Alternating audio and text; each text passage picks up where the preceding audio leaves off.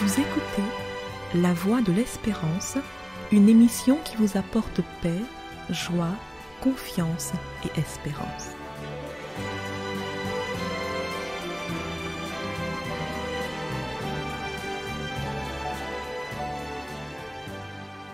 Bonjour la Guyane et bonjour à tous depuis la Guyane. Travaillez bien pour aller bien.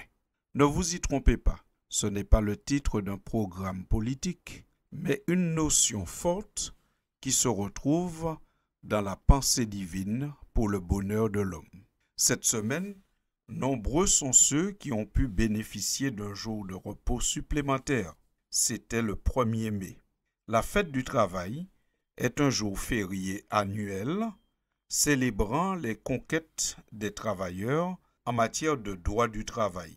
Au prix de luttes nombreuses, longues et parfois périlleuses, les travailleurs ont acquis des droits pour de meilleures conditions de travail et afin de préserver leur santé.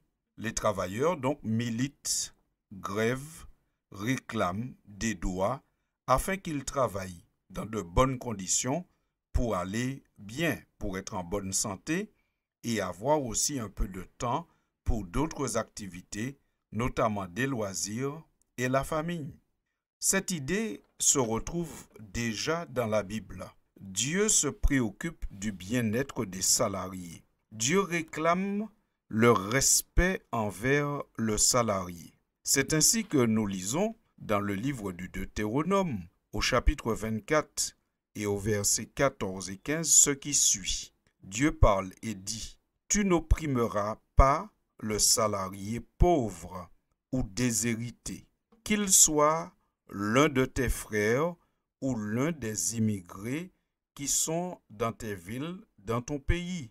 Tu lui donneras le salaire de sa journée avant le coucher du soleil, car il est pauvre et il lui tarde de le recevoir. Sans cela, il invoquerait le Seigneur contre toi et ce serait un péché pour toi. » Fin de citation. Chers amis, disons-nous bien que si quelqu'un va travailler, c'est parce qu'il a besoin de subvenir à ses besoins.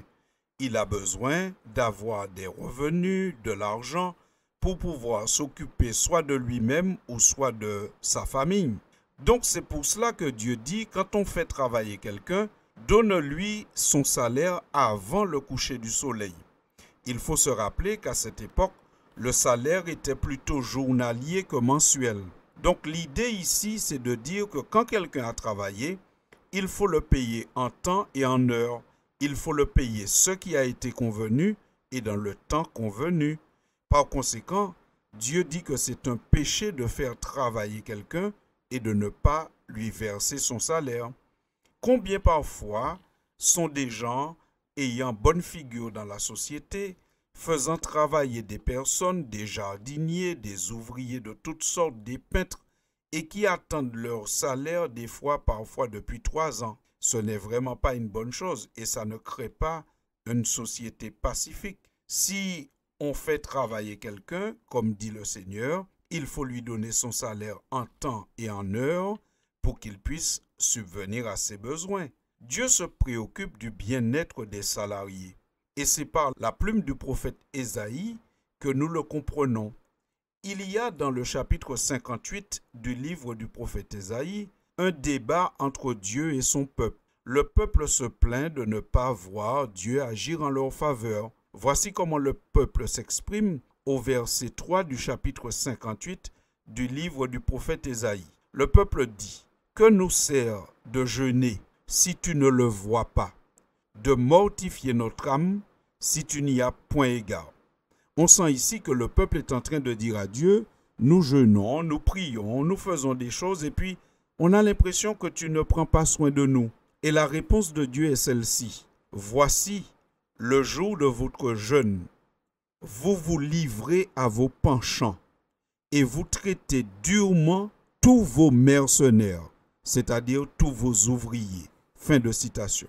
Chers amis, on sent ici que Dieu, en débat avec son peuple, est en désaccord, en leur disant : oui, vous avez un culte, vous jeûnez, vous priez, Mais en réalité, le jour même où vous jeûnez, vous êtes en train de traiter durement vos mercenaires, vos ouvriers, des personnes que vous avez embauchées pour une tâche quelconque.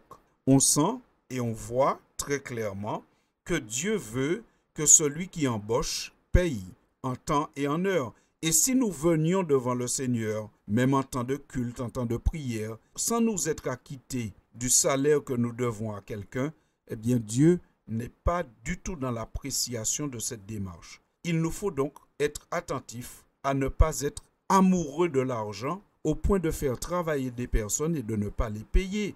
Mais en retour, Dieu veut aussi que le salarié, le travailleur, le mercenaire, pour reprendre l'expression biblique de l'Ancien Testament, soit sérieux dans la tâche qu'il doit accomplir. Si celui qui embauche doit payer en temps et en heure et offrir de bonnes conditions de travail, celui qui est embauché, l'ouvrier, doit travailler consciencieusement et sérieusement. C'est pour cela que dans le livre des Proverbes, nous lisons au chapitre 18 et au verset 9, « Celui qui se relâche dans son travail est frère de celui qui détruit. » Par conséquent, Dieu veut que l'ouvrier soit consciencieux, qu'il fasse ce qu'il a à faire sérieusement, du mieux possible, dans les règles de l'art, pour que celui qui l'a embauché soit satisfait. Et nous notons encore, dans ce même livre des Proverbes, toujours au chapitre 18, mais cette fois au verset 10, que Dieu rappelle à tout le monde, que ce soit l'ouvrier qui serait tenté de tricher ou le patron qui serait tenté de tricher, que l'amour de l'argent est une illusion. L'argent ne fait pas tout.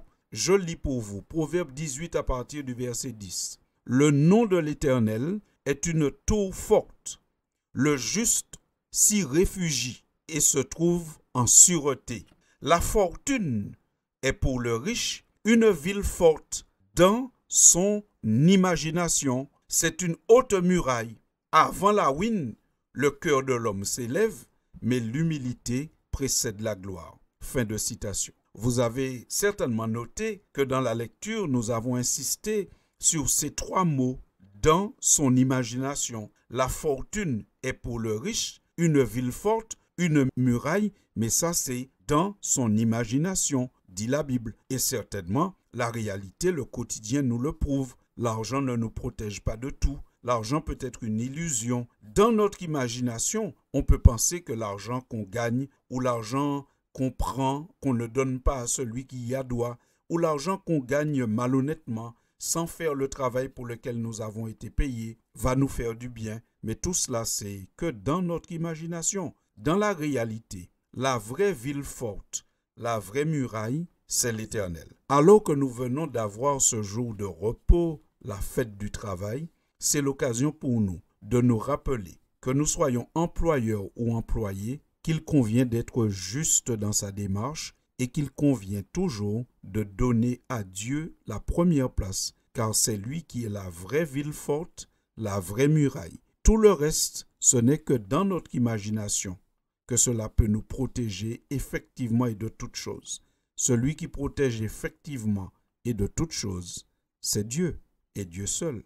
Chers auditeurs, je vous souhaite donc un bon week-end, une bonne semaine de travail, selon les principes que nous venons de voir. Donc, travaillons bien pour aller bien.